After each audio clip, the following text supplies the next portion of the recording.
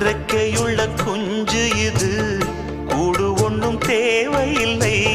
புத்தியுள்ள பிள்ளை இது, கெட்டு நிக்க போவதில்லை. தாயொருத்தி இருந்தா ஒரு தந்தை உண்டு கேளம்மா.